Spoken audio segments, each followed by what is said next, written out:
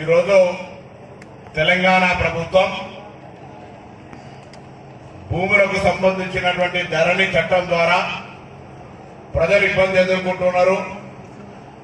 తెలంగాణ రాష్ట్రంలో కొన్ని లక్షల మంది ధరణి తప్పులకు సంబంధించినటువంటి పిటిషన్లు పెట్టుకొని కార్యాలయాల చుట్టూ తిరుగుతున్నారనే మాట గతంలో ప్రతిపక్షంలో ఉన్నటువంటి సందర్భంలో గమనించి ధరణి చట్టం రూపంలో ఉన్నటువంటి పరిస్థితి లొసుగులను తొలగించి భూభారతి చట్టం ద్వారా గతంలో ఎన్నికలకి ఊర్లలో ఎట్లయితే భూమికి సంబంధించి ఒక హక్కు ఉంటుండేనో ఎవరికి ఇబ్బంది లేకుండా ఆ విధంగా తిరిగి చట్టరీత్యా హక్కులు కల్పించాలని భూభారతి చట్టాన్ని తీసుకొచ్చి ఈ అంశం ద్వారా ప్రజలందరికీ అవగాహన కల్పించడానికి రాష్ట్రంలో ఉన్నటువంటి ప్రతి మండలంలో ఈ విధంగా భూభారతి అవగాహన సదస్సులు జరుగుతూ ఉన్నాయి. దీని తదుపరి భూములకు సంబంధించి ఏ విధంగా ప్రభుత్వం నిర్ణయం తీసుకోబోతా ఉంది, ఏ విధంగా రైతులకు భూమి ఉండేటువంటి హక్కుదారులకు ఏ విధంగా చట్టం ద్వారా రక్షణ కల్పిస్తామనే మాట దాదాపు గంటన్నర సేపు జాయింట్ కలెక్టర్ గారు మీ అందరికీ వివరించినారు. కలెక్టర్ గారు దీనికి సంబంధించినటువంటి ఒక అవుట్లే ఏ విధంగా చట్టాన్ని ఈ ప్రభుత్వం అమలు చేయబోతున్నదో చెప్పినారు. మీ అందరికీ తెలిసి ఎన్నికడికి భూములకి ఇంత ధరలు లేనప్పుడు నోటి మాట ఎన్నికడికి ఈ భూమి నీది పోవాలంటే ఆ భూమి అనేదే నోటి మాటకి విలువ ఉన్నప్పుడు అట్లుండే. దాని తర్వాత తెల్ల కాగితానికి ఆ భూమి నాకు 10 ఎకరాలని ఫలానా 3 ఎకరాలు అమ్మినా అని తెల్ల కాగితం మీద రాసి పత్తులు సాక్షి పెడితే ఆ తెల్ల కాగితమే రిజిస్ట్రేషన్ డాక్యుమెంట్ కంటే ఎక్కువ నడిచినటువంటి పరిస్థితి. దాని తదుపరి అగ్రిమెంట్ రాసుకున్నటువంటి సందర్భాలు ఉన్నాయి. దాని తర్వాత రిజిస్ట్రేషన్ చేసుకొని రిజిస్ట్రేషన్ల ద్వారా భూములు కొనుక్కోవడం అమ్ముకోవడం జరిగిన పరిస్థితి ఉండే.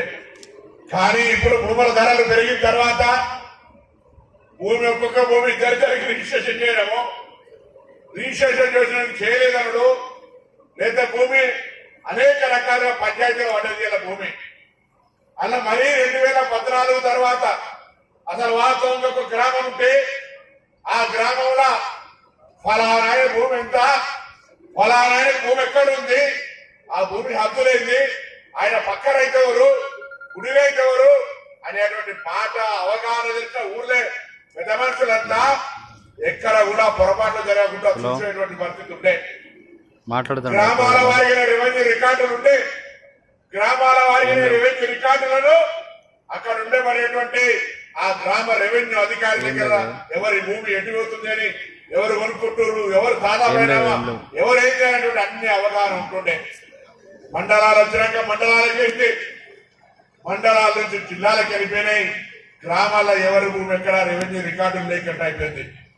అందుకే మళ్ళా ఈసారి ప్రభుత్వం ప్రతి గ్రామంలో భూములకు సంబంధించిన సమాచారాన్ని రైతులకు అందుబాటులో ఉండే విధంగా మరొక రెవెన్యూ అధికారి రాష్ట్రంలో చీఫ్ సెక్రటరీ ఎట్లుంటాడో, జిల్లాల కలెక్టర్ ఎట్లుంటాడో, మండలంలో రెవెన్యూ ఆఫీసర్ ఎట్లుంటాడో గ్రామంలో కూడా ఒక గ్రామ రెవెన్యూ అధికారి ఉండాలని 10,000 కోట్లు ప్రకటించి మరి నియమించేటువంటి కార్యక్రమం జరుగుతూ ఉంది.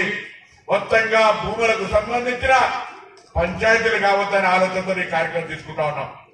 అదే ఈ చట్టంలో జరిగినేమో నా సొంత జాగా కూడా మా తండ్రి గారి పేరు మీద ఉన్నటువంటి ఆస్తి పాస్బుక్లు ఉన్నాయి, కానీ నా పేరుకి మారడానికి మాత్రం ఆ రికార్డులలో అలా కంప్యూటర్లలో కనబడతలే.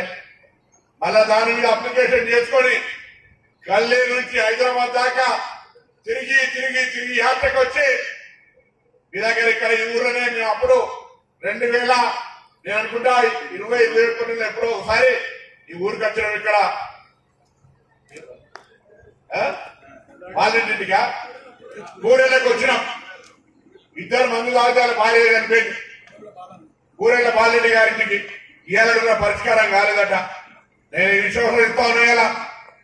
ఈ యొక్క చట్టం అమలుకు వచ్చింది.